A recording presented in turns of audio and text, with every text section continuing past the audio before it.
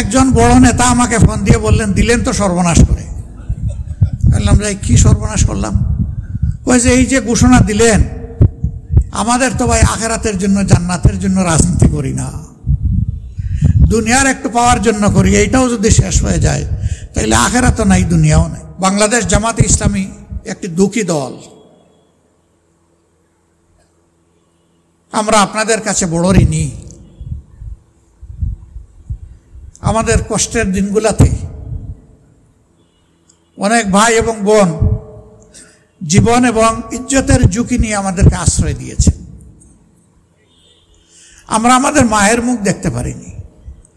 এই দেশে থাকা অবস্থায় 10.5 মাস আমি আমার কোনো পরিবারের সদস্যদের মুখ দেখার সুযোগ পাইনি। আমি জেলে ছিলাম না, আমি বাইরে ছিলাম।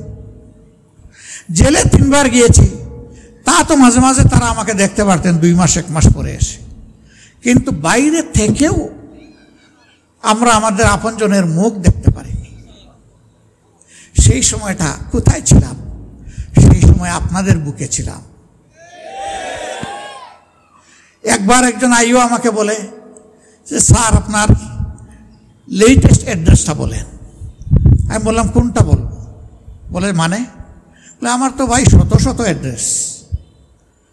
বলে স্যার আমি কি আপনার সাথে মস্কারা করছি? আমি বললাম যে না, আমিও আপনার সাথে মস্কারা করছি না। এত সম্পদ আপনার? আমি বললাম তার চাইতে অনেক বেশি সম্পদ আল্লাহ আমাকে দান করেছে। একটু বলবেন? আমি বললাম হ্যাঁ বলবো।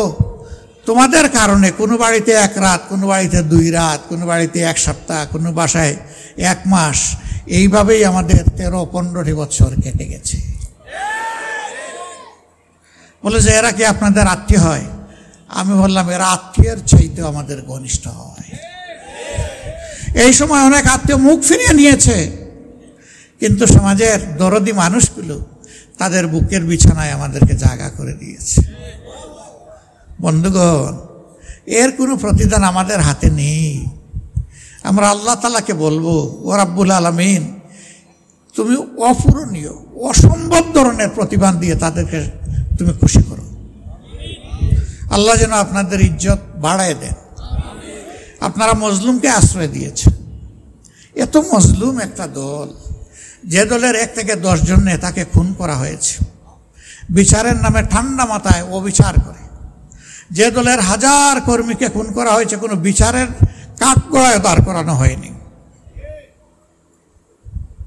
যে দলের অফিসগুলো তালাবদ্ধ করে রাখা হয়েছে 13.5 বছর, যে দলের নিবন্ধন কেড়ে নেওয়া হয়েছে, যেই দলের নেতাকর্মীদের বাড়ি বুলডোজার দিয়ে ভেঙে ফেলা হয়েছে, যেই দলকে শেষ পর্যন্ত নিষিদ্ধ করা হয়েছে।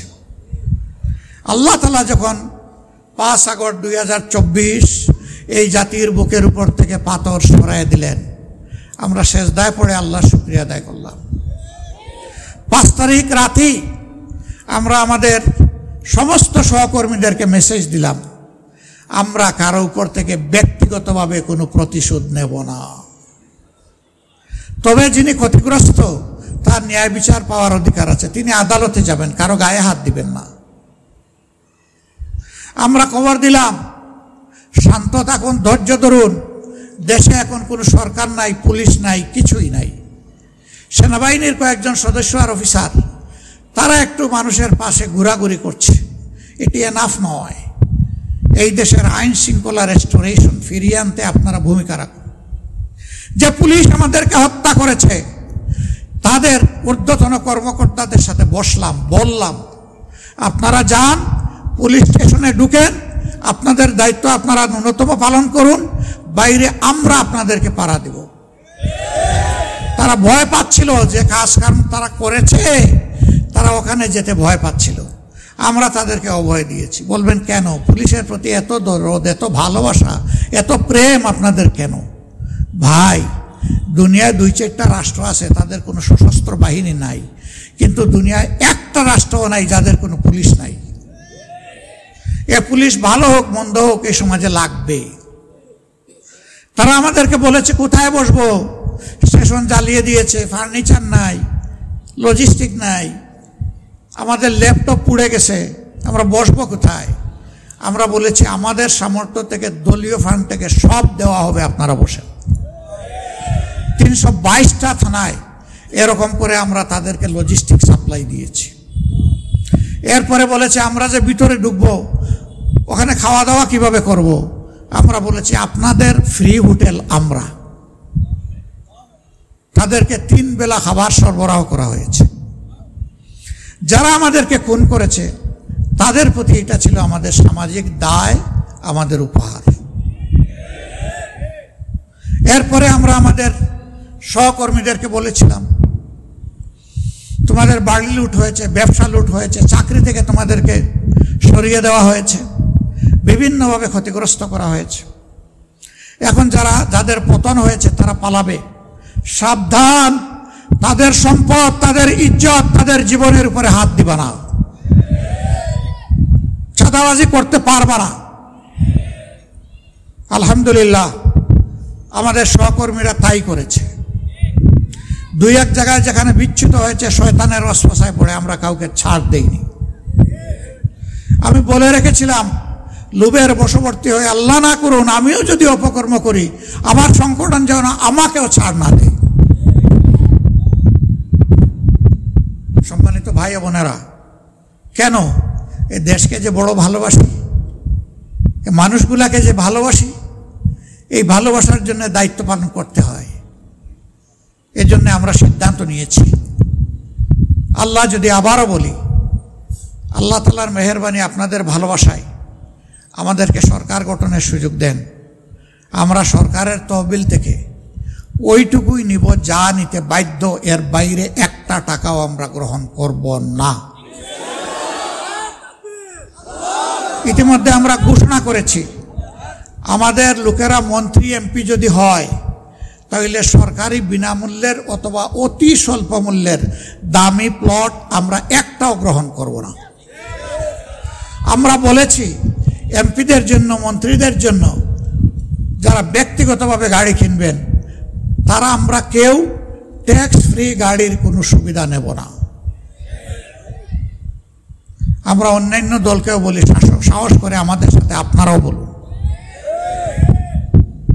আপনাদের কণ্ঠ থেকে আওয়াজটা শুনতে চাই।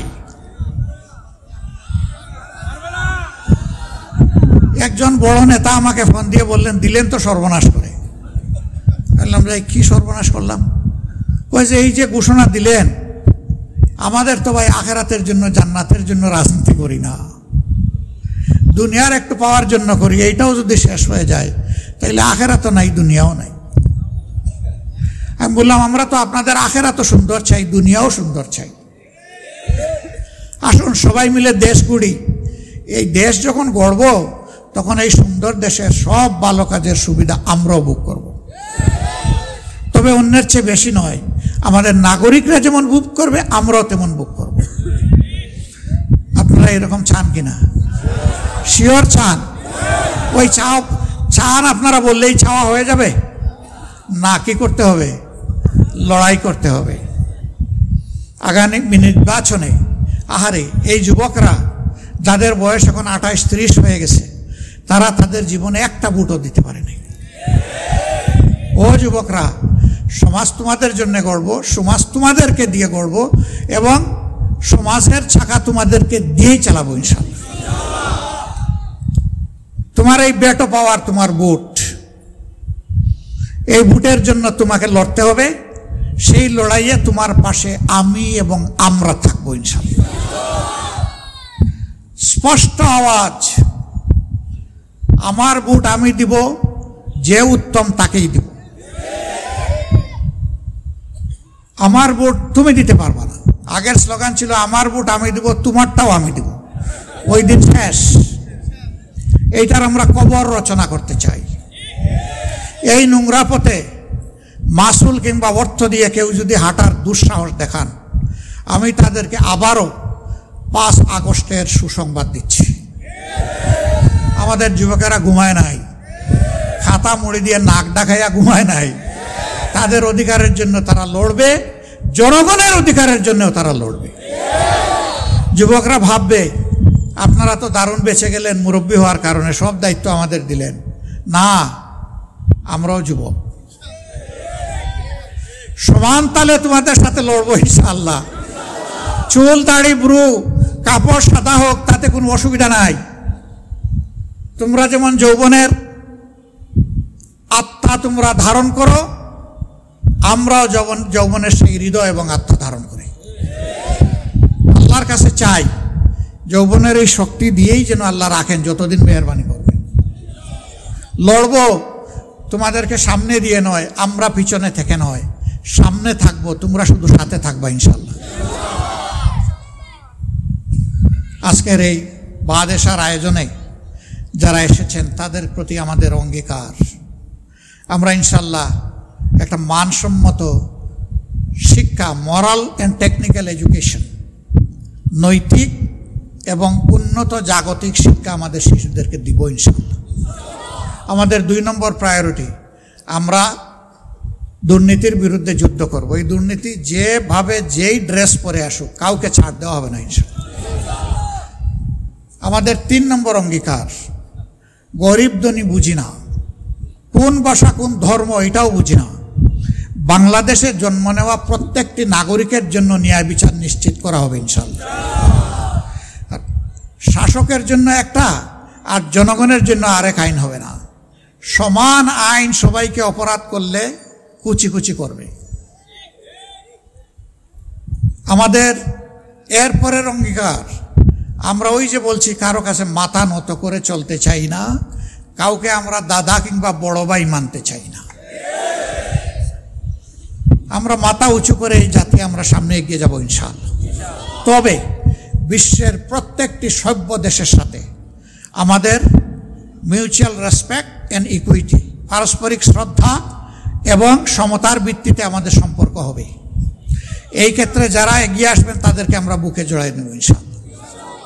কিন্তু কেউ যদি লাল চোখ নিয়ে আসেন, ওই চোখ কালো করে দেওয়া হবে ইনশাআল্লাহ। কোনো লাল চোখকে আমরা পরোয়া করব না।